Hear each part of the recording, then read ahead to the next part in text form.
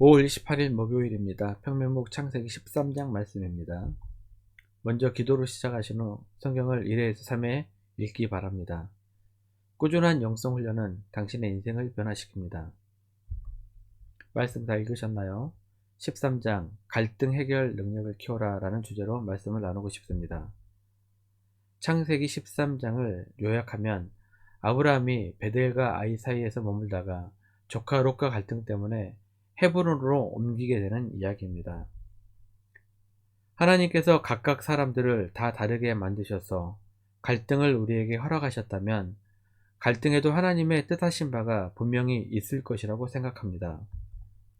갈등 해결의 요점은 싸우거나 어느 한쪽이 옳다고 증명하는 것이 아닙니다. 소중하게 여기는 관계를 회복하는 것입니다. 합의에 도달하고 실수를 용서하고 화해의 단계로 나아가는 것입니다. 갈등 해결 능력을 키울 때 가장 중요한 것은 모델링입니다.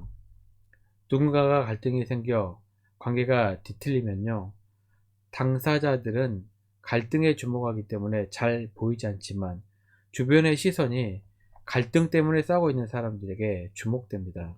왜 그렇습니까? 참 못된 인간의 심리이긴 한데요, 싸움 구경이 재미있잖아요. 어떻게 싸우나, 또 어떻게 그 싸움이 해결되나 주목합니다. 그래서 갈등 당사자들은 그것을 눈치채셔야 합니다. 7절입니다. 그러므로 아브라함의 가축의 목자와 롯의 가축의 목자가 서로 다투고 또 가나안 사람과 브리스 사람도 그 땅에 거주하였는지라. 참 의미심장한 구절입니다. 믿음의 조상 아브라함의 목자와 롯의 목자가 서로 싸우고 있는데 그 땅에 가나안 사람과 브리스 사람이 있었다. 왜 그 사람들을 성경에 기록하였을까요? 아마도 싸우게 되면 그것을 지켜보는 사람들이 있다는 것을 알리고 싶어서 기록하지 않았을까 상상해 봅니다. 우리가 싸울 때 누군가가 다 지켜보고 있습니다. 교인들이 지켜보고 있고요. 더 나아가 믿지 않는 사람들이 지켜보고 있습니다. 가정에서는 아이들이 지켜보고 있습니다. 그리고 더 무서운 것은 그 아이들이 부모의 갈등 해결 방식을 그대로 배운다는 사실입니다. 그래서 갈등이 일어났을 때 모델링이 매우 중요합니다. 부모가 해결을 건전하게 하는 집에서 자란 아이들은 갈등을 무서워하지 않습니다. 해결할 수 있는 방법을 찾습니다. 그런데 반대로 모델링이 안 된 자녀들은요, 갈등이 일어났을 때 굉장히 당황합니다. 어떻게 해야 될지 잘 모릅니다. 그래서 굉장히 엉뚱한 방식으로 갈등을 풀어갑니다. 가장 흔한 방식을 자신의 모델로 채택합니다. 그 사람의 죄상을 낱낱이 까발리고 더 악독한 경우에는 없는 것까지 뒤집어 씌웁니다. 그리고 상대를 고립시킵니다. 그리고 내가 반드시 이겨야 합니다. 하지만 이러한 방식은 갈등 해결 방식이 아니라 오히려 갈등을 악화시키는 지름길입니다. 다시 한번 기억합시다. 갈등 해결의 요점은 누가 옳고 그른지 시시비비를 가르는 데 있지 않습니다. 예전에 편한 관계를 회복하는 데 핵심이 있습니다. 그래서 갈등이 생겼을 때 크리스천들은 성경적인 해결 방식 모델을 찾아야 합니다. 그래야 엉뚱하게 흐르지 않습니다. 저는 가장 중요한 것이 예배를 통해 은혜로 갈등을 해결하는 것이라고 생각합니다. 참 놀라운 것은요, 우리가 예배의 은혜를 경험하게 되면 웬만해서는 바른 판단과 결정을 하게 될 확률이 상당히 높습니다. 우리가 아무리 이성적으로 그것이 맞다고 생각해도요, 은혜가 없으면 막 나가고 싶은 마음이 듭니다. 아브람도요, 애굽에 내려갔을 때 성경을 보면 제단을 쌓는 모습이 보이지 않습니다. 예배의 능력을 상실한 것이죠. 예배의 능력을 상실했을 때 하필 그때 애굽 사람이 자기 아내 사례를 보고 치근덕거리는 위기가 발생합니다. 그때 자기의 아내를 누이라고 말하는 매우 엉뚱하고도 비열한 결정을 내렸는데요. 예배의 능력을 상실했을 때 나타나는 보통의 모습입니다. 그런데 애굽에서 다시 올라와 제단을 쌓습니다. 창세기 13장 4절입니다. 그가 처음으로 제단을 쌓은 곳이라 그가 거기서 여호와의 이름을 불렀더라. 예배를 다시 회복한 후 아브라함의 판단과 결정력, 특히 그 이후에 갈등의 요소가 나왔을 때 그 판단과 결정력은 두고두고 우리들에게 본이 됩니다. 아브라함이 예배의 영성을 회복한 후 갈등 속에 있었던 문제를 해결하기 위해 보였던 모습은 무엇이었습니까? 첫 번째, 아브라함이 갈등을 주도적으로 해결하려고 먼저 손을 내밀었던 것입니다. 8절 9절을 보게 되면 아브라함이 롯에게 먼저 말을 꺼내는 거죠.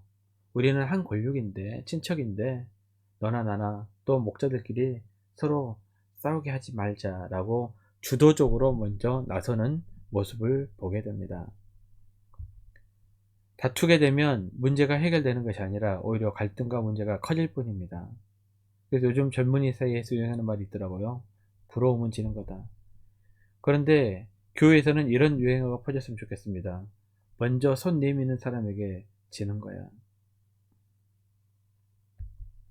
자, 갈등이 생겼을 때 두 번째로 아브라함은 손해를 감수했습니다. 9절입니다. 내 앞에 온 땅이 있지 아니하냐. 나를 떠나라. 내가 좌하면 나는 우하고 내가 우하면 나는 좌하리라. 롯은 그 당시 가장 푸릇푸릇한 땅으로 갔습니다.